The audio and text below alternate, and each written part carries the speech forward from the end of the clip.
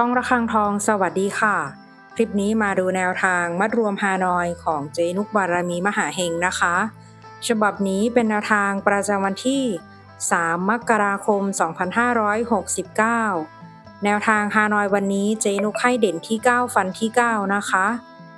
90 91 92ชุดตัวเน้น